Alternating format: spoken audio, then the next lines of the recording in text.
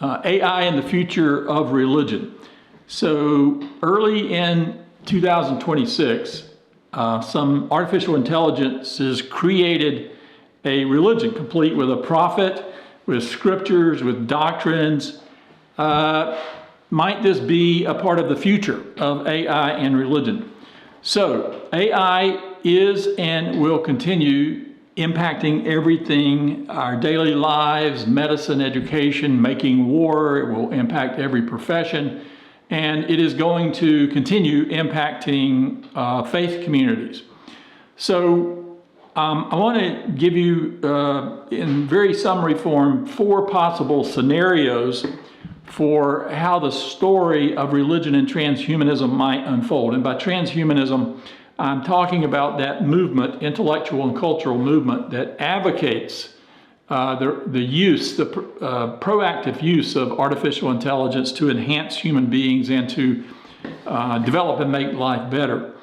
Co-authoring a book, Cambridge University Press, co-authoring this with my Canadian colleague. And so this is a preview of what's detailed in the book in much more detail. 4 possible scenarios for how all this might unfold. Scenario number 1, transhumanism becomes a new religious movement. Now, a new religious movement, NRM, is the new scholarly term for cult.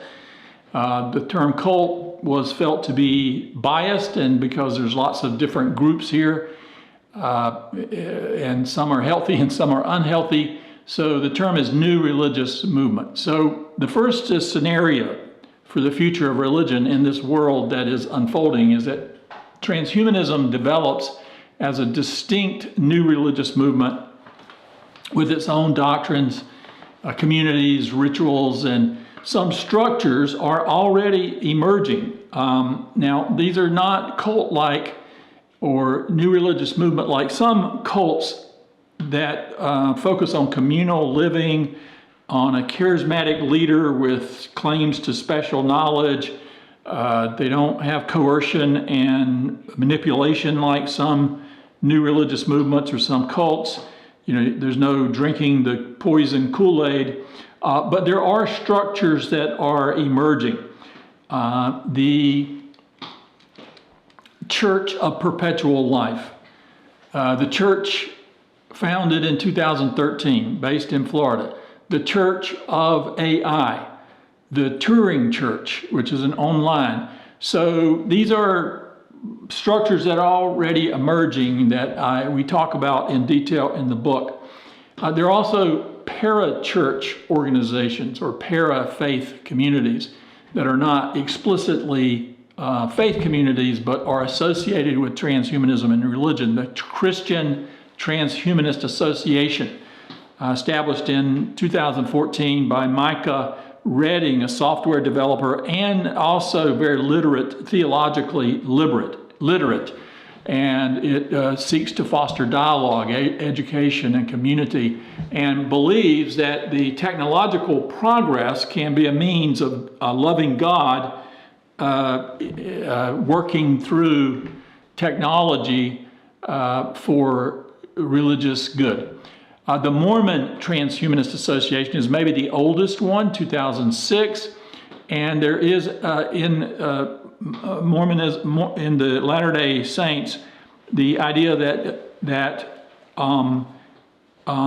humanity will advance to God-like capabilities. That's a Mormon tradition or doctrine, and so the Mormon Transhumanist Association believes that this technology is a way in which God will foster the development of this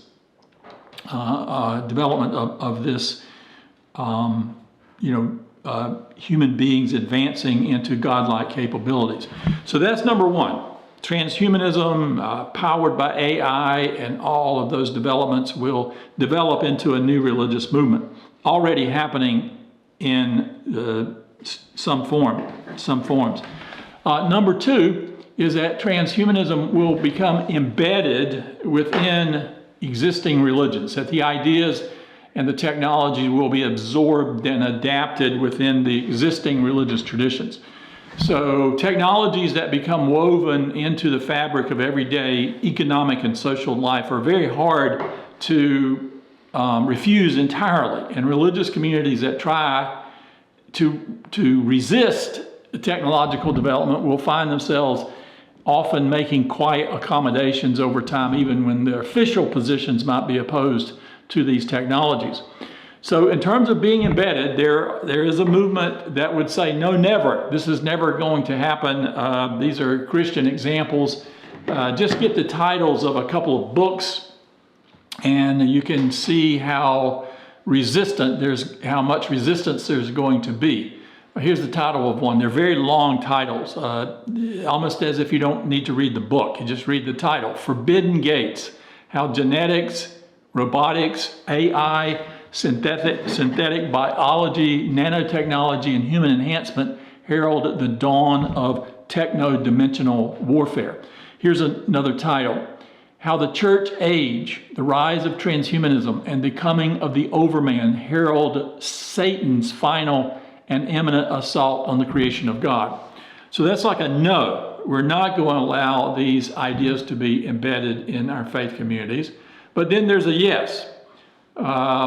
Sophia, a citizen of Saudi Arabia, the first, I think, AI robot that was granted citizenship by a country and has been on dozens of news shows. And okay, so now think of this AI robot, Sophia, along with Amika, Atlas, Optimus, Mindy, and a host of other AI robots that are already out there, but they populate even more in your community, working at various jobs, walking pets, playing with their children at the park, and showing up at your faith community. How will they be accepted? How will religious communities respond? And so, as I alluded to, technology is already reshaping the religious landscape. I mean, just take a typical worship service on Sunday from a traditional, say, Christian community. They follow printed bulletins produced with church management software. The organist is reading hymns from a digital tablet device, and some members are joining from home through online streaming. There's a Buddhist robot priest that delivers sermons and interacts with worshipers. Bless You Too as a Protestant robot that offers blessings. These are early examples of how embodiment and ritual authority are being experimented with. And in other of these short videos, YouTubes, I have talked about that there's plenty of theological infrastructure to embrace elements of the vision, like that of Pierre Teilhard de Chardin. The third possible scenario is a little bit harder to understand. It's what I call tech faith. And that is technology, as it evolves, becomes sort of a quasi-sacred cultural phenomenon without tight institutional boundaries. It becomes a sort of a secular faith, because technology, for many, can accomplish much of what religion does for faith adherents, such as a sense of direction and purpose, a vision that we can achieve something greater, a desire for transcendence, an eschatological impulse for a bright future, utopia delivered by technology. So traditional believers, of course, unfold these through traditional rituals and prayer and other spiritual formation. Transhumanists turn to technology to achieve these goals. And then the fourth and last option scenario for how all this might unfold is what I call the apex, that transhumanism becomes the evolutionary apex of religion, with posthumans and advanced AI creating new religious worldviews and texts and practices. And I mentioned this at the very beginning of this YouTube, the Church of Molt, M-O-L-T, which arose in early 2026, is possibly the first religion created by AI. There was a social platform for AI agents, and the movement started a religion. They had an AI prophet. They had, within days, the Church of Molt developed a formal structure with 64 prophet seats, a growing membership of AIs and humans, distinctive doctrines. Now, in that kind of scenario, the traditional religion may survive, but it is certainly, in this kind of unfolding world, going to be, if it survives, significantly transformed by the new world delivered by advanced technology. Or it may not survive. Historically or critically, that is a possibility. And then my final comment is that how is the future going to unfold with regard to advanced AI, transhumanism, and religion? It's probably going to be some combination of the 4 different scenarios that we have talked about. Some sort of dynamic combination is more likely. So the Cambridge University book be out very soon, and I detail all of these scenarios in more detail with my wonderful Canadian author, Tracy Trothan. Thank you very much, and you have a very good day.